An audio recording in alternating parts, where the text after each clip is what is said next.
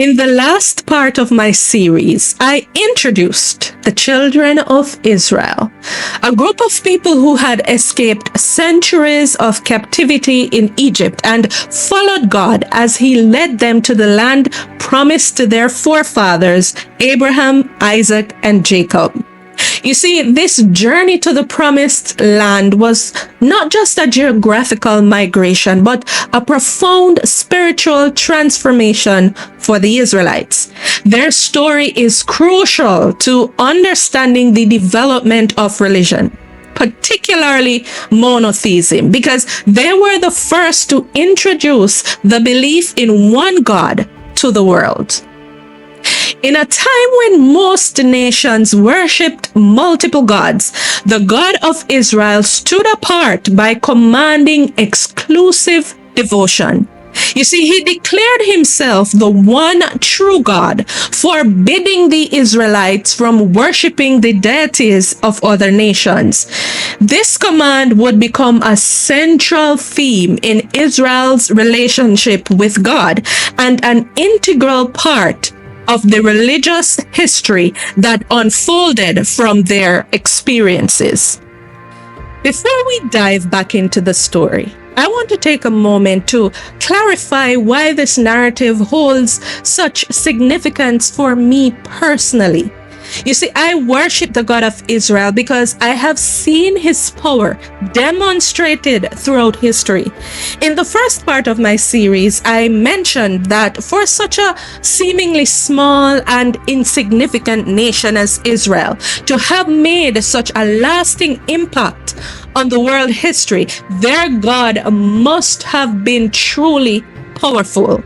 The events that follow in this next part of the story only further demonstrates God's unmatched power and his divine plan for humanity.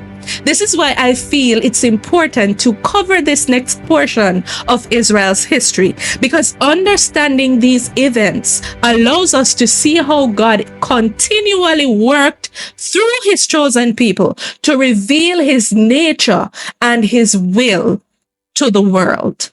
Some people today may deny the existence of Jesus or question the historical reality of the Israelites, but one thing that cannot be denied is the existence of the land they occupied. The promised land is not just a biblical concept. It's not a fairy tale. It is a real place with a rich history that aligns with the Bible's narrative. Understanding the history of this land and its people serves as a powerful reinforcement of the truth found in the scriptures. I challenge anyone who doubts the biblical account to provide credible sources claiming that another group of people fully occupied this land during the time periods outlined in the Bible. The evidence overwhelmingly supports the fact that the Israelites were the primary inhabitants of this region as described in the Bible.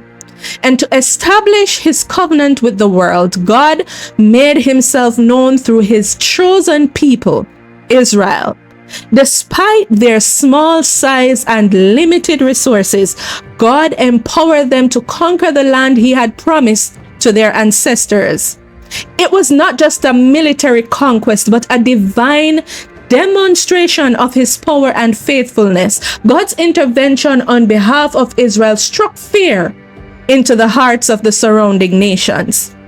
This is a key part of the story that is recorded in the biblical books of Joshua and Judges. It is important to note that beyond the laws and prophecies found in the Bible, the Old Testament serves as a historical record of the nation that was in covenant with God. The Bible tells us not only about religious practices, but also about the real events that shaped the history of Israel. So as we move forward in this story, we will see how Israel's history is deeply intertwined with our understanding of God's character and his interactions with humanity. Through these events, we gain a clearer picture of who God is and what it means to be in a relationship with him. At the end of part 2, we left off with Moses leading the Israelites to the borders of the promised land. However, due to an earlier act of disobedience, Moses, at the age of 120 years, was not permitted by God to enter the land himself. Instead, he was given the responsibility of preparing the people for their new life in the land and appointing a new leader to guide them. Before his death, God revealed to Moses the future of the Israelites. He warned him that they would eventually rebel against him again by worshiping other gods. Oh boy. You see, this foretelling of Israel's future unfaithfulness serves as a sobering reminder of the challenges that lay ahead. Despite witnessing God's miracles firsthand, the people would still struggle with disobedience and faithfulness to their covenant. Now, after Moses' passing, Joshua was appointed as the new leader of Israel. Joshua was a man of great faith and courage, chosen by God to lead the people into the promised land and oversee the division of the land among the 12 tribes. Under Joshua's leadership, the Israelites experienced miraculous victories over the nations inhabiting Canaan. One of the most notable examples is the Battle of Jericho. Jericho, Jericho. Joshua fought the Battle of Jericho, and the walls come tumbling down. Anyways, this is where the city walls fell after the Israelites, in obedience to God's instructions, marched around the city for 7 days. This victory was a clear demonstration of God's power and his commitment to his promises. Let me pause here to tell you this. He is the same God today. So keep hope. Stay true to your promises, and he will certainly be true to his. Yes, so the story of Israel's conquest of the promised land was not without its challenges, of course. Not all Israelites were obedient to God's commands. One man's disobedience by taking accursed items from the conquered nations brought a curse upon the entire nation. And as a result, Israel suffered a devastating defeat in battle, losing 36 soldiers. If you know who this man was, please write it in the comment section, because this incident led Joshua to seek God's guidance, and it was revealed that the nation had sinned by keeping the accursed items. Only after the transgressor was dealt with could Israel continue their conquest of the land. This episode serves as a powerful reminder that God's blessings are contingent upon obedience to his commands. So whichever church you've been to where the pastor keeps telling you that tomorrow this time God is going to bless you even though you are living a sinful life, is a clear indication that he could not be talking about the God of Israel. God of Abraham, Isaac, and Jacob requires obedience to him in order to be truly blessed. The book of Joshua goes on to detail Israel's victories and how the land was divided among the 12 tribes. It's important to understand that Joseph's tribe was split into 2 tribes, Manasseh and Ephraim, due to a special blessing given by Jacob, their father. The tribe of Levi, however, did not receive a territorial inheritance, as they were designated as the priestly tribe. But instead, the Levites were scattered throughout the land and supported by the other tribes through tithes and offerings. Of course, God remained faithful to his promises, delivering Israel's enemies into their hands as long as they followed his commands. But after Joshua's death, the Israelites fell into a pattern of disobedience again, turning away from God to worship the gods of the surrounding nations, particularly Baal and Ashtoreth. This idolatry angered the Lord, who had explicitly commanded them not to worship other gods. The book of Judges recounts the turbulent period that followed Joshua's death. During this time, Israel experienced repeated cycles of sin, oppression, repentance, and deliverance. Each time the Israelites turned away from God, he allowed their enemies to oppress them. In response to their cries for help, God would raise a judge, a leader, who would deliver them from their oppressors. If you know who this judge is, please type it in the comments for those who don't know. So after the judge died, the people quickly returned to their sinful ways, and the cycle began again.